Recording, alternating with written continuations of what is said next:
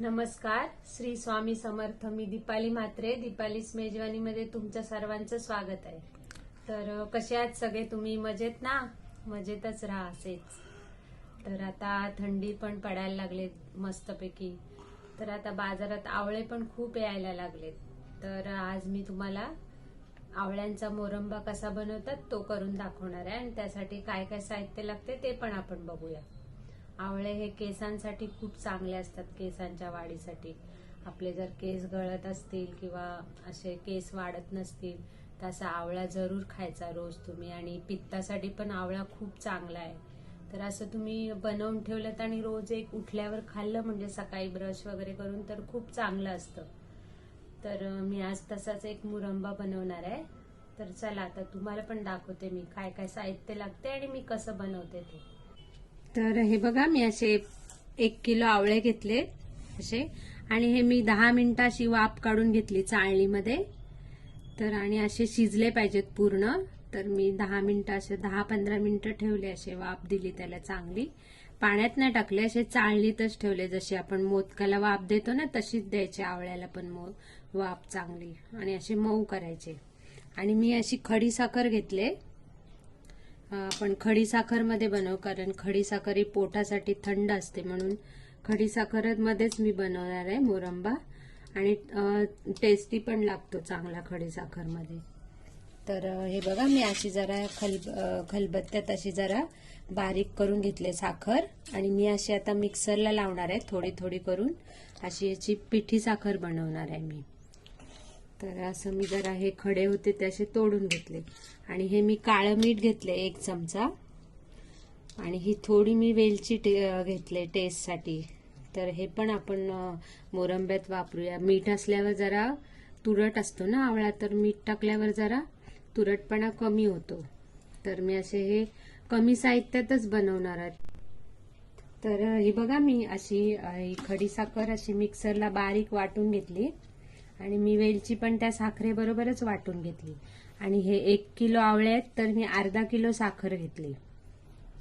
तर आता मी गॅस चालू करते आणि गॅस एकदम स्लोवरच बनवायचं आणि एक फास्ट करायचा नाही बिलकुल. गॅस फास्ट केला तर साखर खाली जळून जाईल आणि आपला मुरंबा चांगला नाही होणार. पण गॅस स्लोच ठेवून ही रेसिपी बनवायची आहे. तर हे बघा, मी असे ठेवते आणि पहिले असे आवळे असे ठेवून घेते साखरेवर.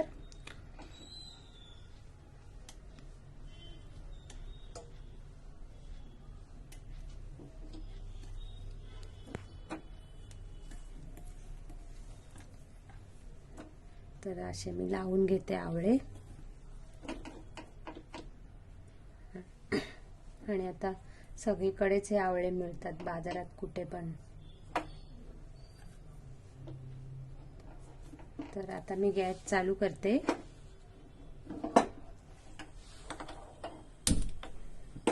आणि मी आता गॅस स्लोच ठेवलाय. आणि 1-2-3 चमचे मी थोडंसं पाणी टाकते.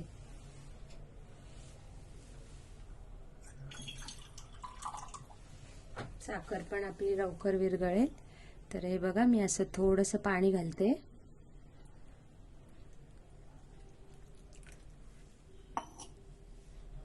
चला तर आपण 10 मिनिटांनी बघूया आता. तर हे बघा, 10 मिनिटं झालेली आहेत आणि साखर बघा, थोडं पाणी टाकलं तर साखर लगेच विरघळायला लागली. आणि गॅस मी स्लोच ठेवला, फास्ट काय केलाय नाही अजून. आणि शक्यतो हे स्टीलच्याच भांड्यात बनवायचं. तर एक 20-25 मिनिटं लागतील बनवेपर्यंत. तर आता ही पूर्ण साखर अशी मेल्ट झाली पाहिजे.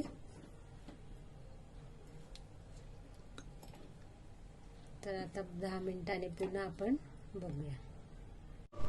तर हे बघा, मस्त आवळे आपले आता शिजलेले पण आहेत पाकामध्ये. आणि असं थोडासा एकतारी पाक झाला पाहिजे व्यवस्थित. आणि स्लोवरच ठेवायचं आणि मध्ये मध्ये चेक करत राहायचं, नाहीतर खाली कुठे लागण्या-बिगण्याचा म्हणजे जाळण्याचा वगैरे जळू वगैरे शकतात.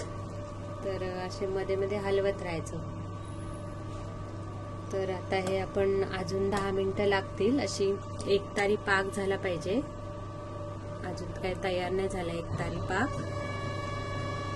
आता हे मीठ पण मी घालून घेते. हे सेंदव मीठ आहे, ते पण मी आता घालून घेते आवळ्यामध्ये.